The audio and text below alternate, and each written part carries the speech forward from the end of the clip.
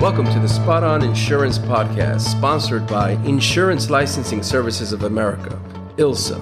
This is Ted Tavares. And this is Arlene Tavares. Before we get started, remember to click on the subscribe button so you don't miss a single episode.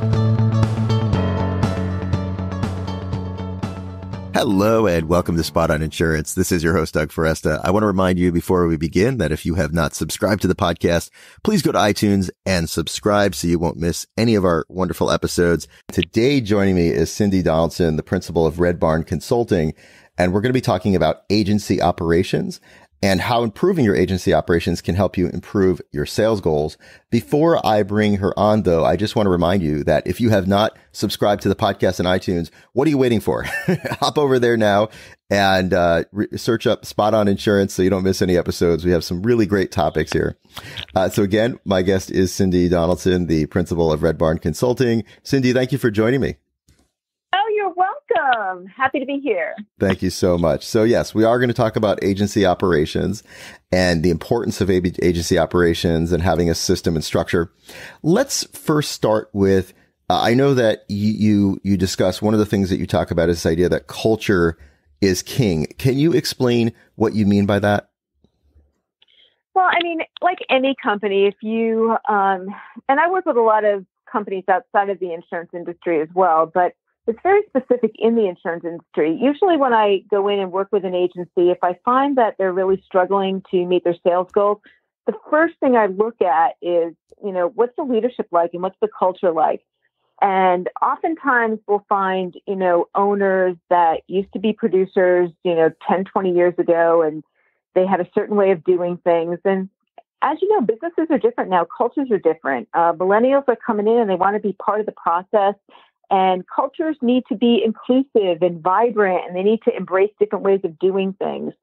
And if, an agency owner really can't adapt and they're really not embracing that new way of business and having a vibrant culture, they really struggle to get their story told, and more importantly, hire good talent to come in there and help them grow. So culture really is king.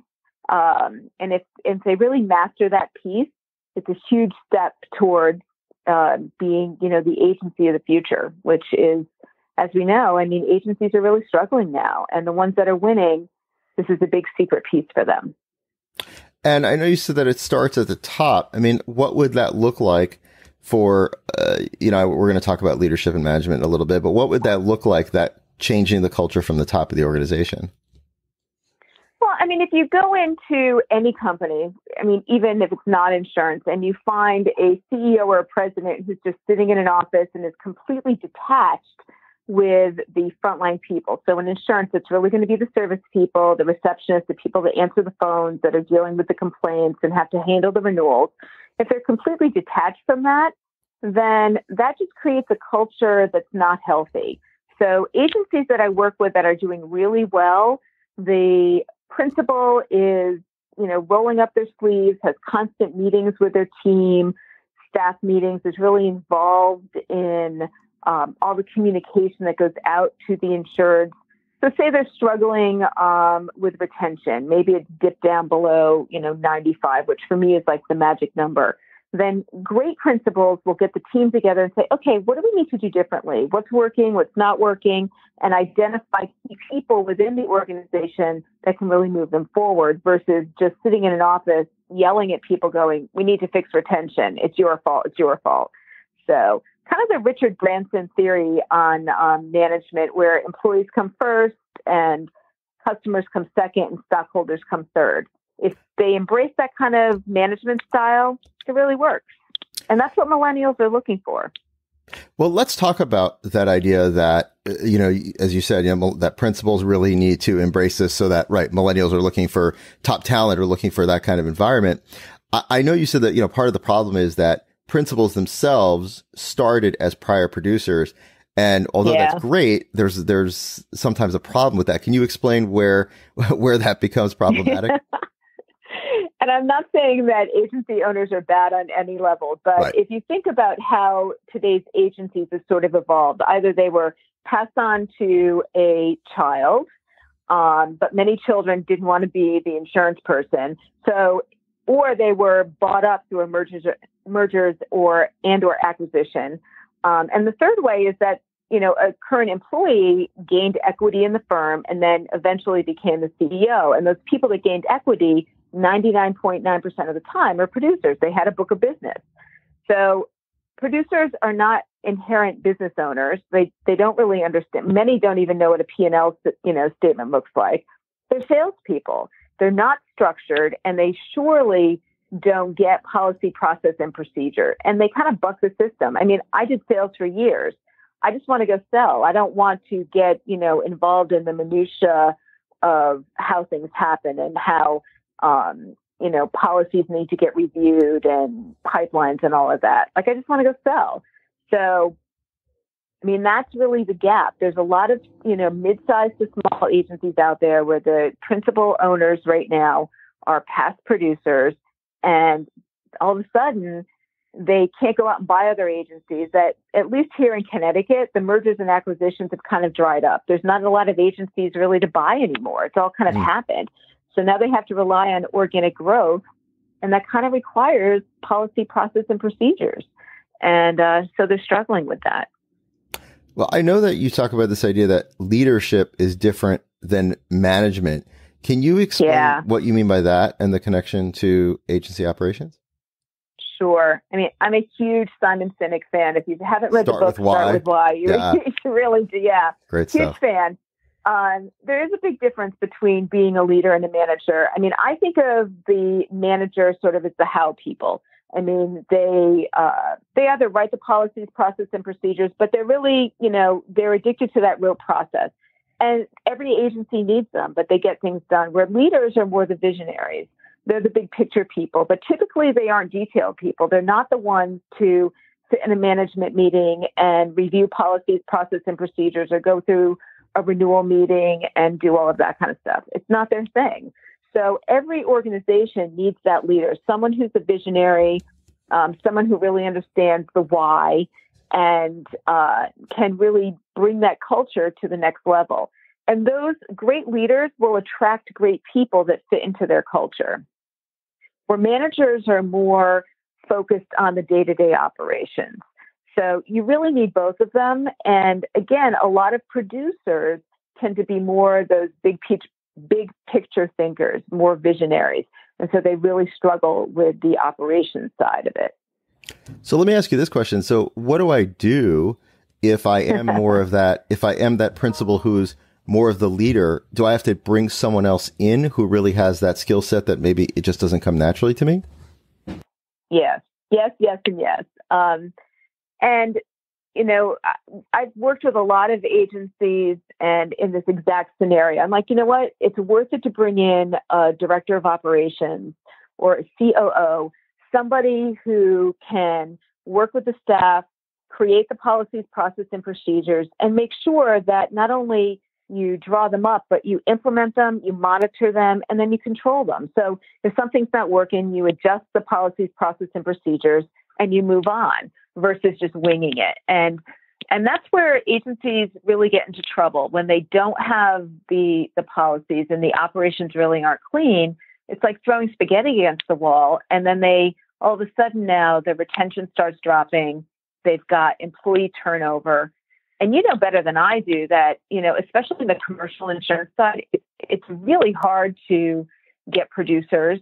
And it's even harder here in Connecticut to find good commercial service people. They're all aging. I mean, so that's why it's so important not only to have that great leadership role with the owners, but also have a level of management where there are great procedures in place. So let's talk about what you call the 3 Ps of agency operations. So what are the 3 Ps? Can you explain that? Policies, process, and procedures. So the policies are sort of the big picture thing, like having a social media policy, an employee handbook, the big picture thing. Processes are, you will have a sales process, when leads come in, how will they get aggregated? Do you use a CRM? How do you review that? How do you determine your return on investment? And procedures are actually, okay, what do we have? What are the actual steps that like the service team needs to do? So a renewal is coming up. What needs to happen? We need to call the insured. We need to get all the details for the renewal, and we need to send out this piece of paper. Then we need to document this, screenshots and a handbook, the whole deal. And you'd be surprised. I mean, I've worked with agencies that are in the $100 million range that do not have policies, processes, and procedures. And they've just really been successful despite themselves until they reach that tipping point where all of a sudden the revenues are slowing down, or they start, like I said, they start getting too much turnover, or the competition starts really kicking them in the butt. So any successful company can only go so far without having some type of structure. So the 3 Ps are really important, and it's not difficult to do. It just takes time, and it takes the whole team kind of getting together and deciding, okay, how are we going to do it? What's the most effective and efficient way to do it?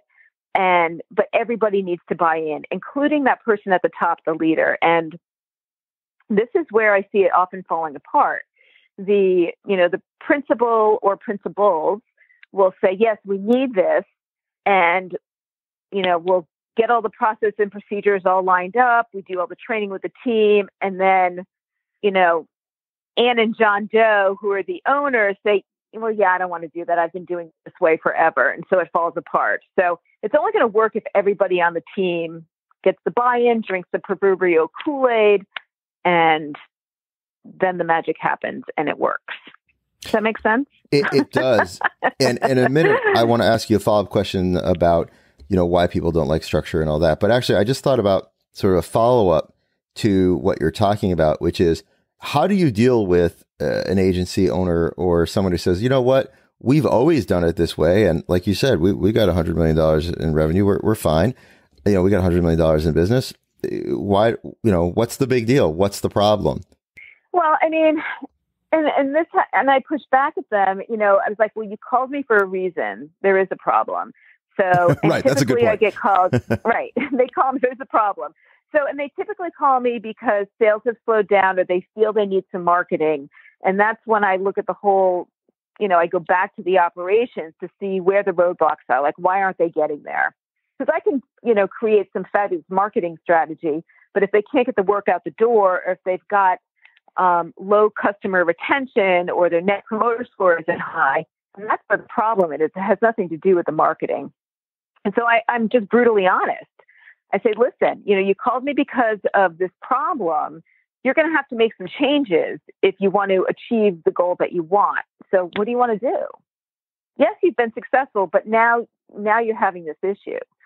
And they either want to do it or they don't want to do it, because change is difficult for people.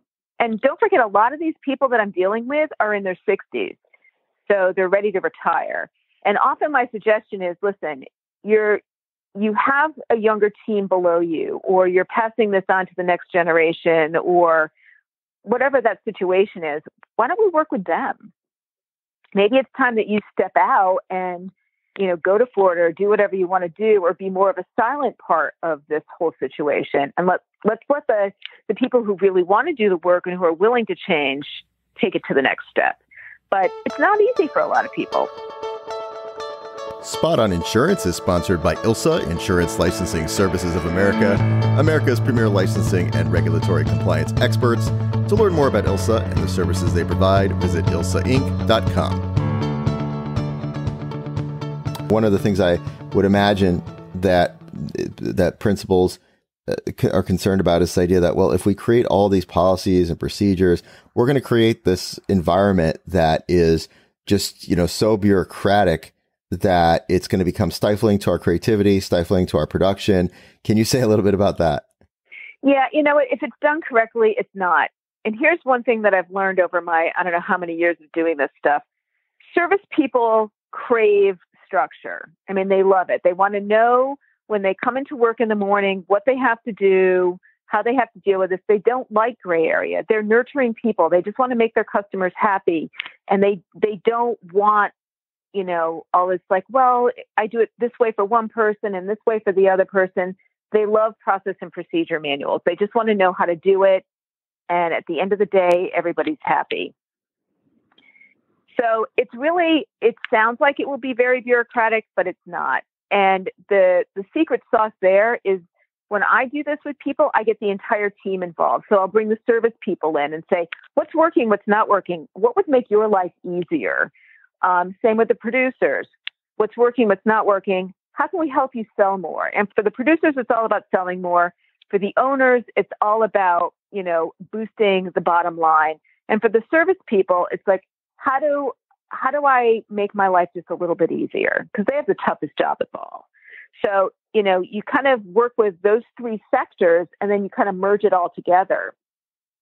And when that happens, it makes life so much easier in the office, because the traditional insurance agency now is that you have the service over here and they sort of fight with the producers over here, because the producers will bring stuff in on a napkin and the service people have to deal with it. Right, and then the owners are yelling at the producers to make more money and the service people to retain more. And so there's this sort of family dysfunction going on. And if you can get everybody in a room and talking about how to make things better, everybody's happier, and it's this big aha moment.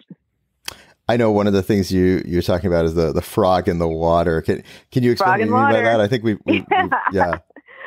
I had an old boss who told me this, the parable of the frog in water. And really the concept is when you're going through a culture change, some people will adapt to the change and some people won't. So, if you have a boiling pot of water, which is the change, and you put somebody in it, they might just hop out because you know what? They don't want to deal with it, and that's fine. Or you might find somebody when you're going through a big culture change like that, if they say, you know what, I'm not doing this, and it's okay to let them go, because if they're just going to be toxic in that situation. The bad part is the frog in water is if you put somebody in the water and as the water heats up and they don't hop out, eventually they're going to die. So keeping somebody on a team that is not willing to change becomes incredibly toxic, and eventually you're going to end up firing them or they're going to quit. And it really should have happened a year ago when they identified that they didn't want to do the change. And I mean, it's like any business. Right. There's really no bad employees. There's just employees that are just not a good fit for the company. So some employees would be better served in a larger agency where it's far more structured. Some are better in a smaller agency where it's much more loose. So that's really the frog in water thing. You really need to have the right team people in your company based on your culture. And that could be hard. That could be hard because, well, I could imagine that could be hard too, because some of those people, as you try to make that culture change, or as you do make that culture change, they may be people who were there from the beginning or people that have been there for a long time. Oh, yeah. Right? I'm sure you've seen this. I have. But you know what? At the end of the day, and I've done this a few times, at the end of the day, those people that aren't going to fit, they move to another agency. They always come back and say, you know what? I'm so glad I left, because nothing against that. I saw where they were going, but that is just not me. And they were far happier at their new home. And if it's a really good company and you find somebody who doesn't really want to change, and it's probably going to be that service person who's been there for 30 years, you help them go find another agency that is the better fit. And the insurance world is so connected. I mean, all the principals know everybody. I mean, everybody knows everybody. So what's, a good spot for one may not be a good spot for somebody else, but they move around. So, I mean, if that's the situation, I know enough agencies that I can try to find them a new home. Well, I want to, or maybe it's just time to retire. Right, exactly. in a moment, I want to ask you to talk about Red Barn Consulting and what you do. But my final question to you before I do that is, I want to ask you, so if someone, if we have an agency principal who's listening to this and they're saying, you know what, I really do need more policies and processes and procedures. I do get that. Where would I, as a principal, start? What would be the first action that I would take to start to change the culture of my agency? I think the first thing to do, well, what I do when I go in there is to really step back and take a look at the entire company and decide where they want to be in 10 years. And then look at their staff and say, do I have the current team to get me there? And more importantly, do I have the clients that I need? So when I'm looking at my team, you might have people that have been there for 30 years, 20 years. Are there any people that just constantly complain? Are there any people that are just really resistant to change? On the positive side, do you have people that are constantly coming to me or coming to you and saying, I think we should do this differently? Like, I think we should join this organization. I think we should blog. I think we should be on video. I think we should do those kind of things, because those are the people that can help you with the culture change. And I'm not trying to plug Red Barn, but bring in a third-party person to help facilitate that and sort of think through it. There's a lot of business coaches out there. There's a lot of people that do what I do. I know did you talk to Kelly Piro? Yes, we've had her on. Yeah, so Kelly does a lot of this kind of stuff. Linda Ray does a lot of this stuff. Peter Van Artreich. I mean, there's a ton of us out there that work with agencies to kind of help them through this. But the third party person can step back and sort of help you see what's really going on. And they have to be willing to look in the mirror and be honest with themselves. That's a big one. Can you say a little bit about how you work with agencies, what you do, and we'll give them how they can connect with you? Sure. We really, our core business is marketing and sales consulting, but our secret sauce is that we really do a trifecta approach with any business we work with. And so insurance is one of the verticals, but we also work in the financial industry, like community banks and financial planners, as well as healthcare. So our trifecta is we spend a lot of time meeting with owners and the team and their operations and really identifying where the roadblocks are before we get to marketing and sales. And once we spend a couple months with them doing SWOT analysis and really creating a solid business plan and marketing and sales strategy, then a lot of our clients will hire us to implement that strategy. We've worked with carriers to help them connect with their insureds. I mean, carriers are huge Fortune 500 companies, but they're not family-owned businesses. So oftentimes we'll come in to be that liaison. And then we work with agencies, everything from, like I said, $100 million agency down to, I just finished up an engagement with a small family-owned agency that has 2 employees and, $1 million in revenue, kind of helping them clean up their stuff so they can be sold to somebody. So that's kind of what we do. My guest today has been Cindy Donaldson from Red Barn Consulting. Cindy, thank you so much for joining me today and for sharing your words of wisdom. I greatly appreciate it. Have a wonderful day. Thanks for having me. Thank you. Thanks so much. Hey, want up-to-date insurance information? Visit spotoninsurance.com, where you'll discover an ever-growing library of podcasts, videos, articles, and online tools by professionals for professionals to enhance your insurance education. Thanks for joining us.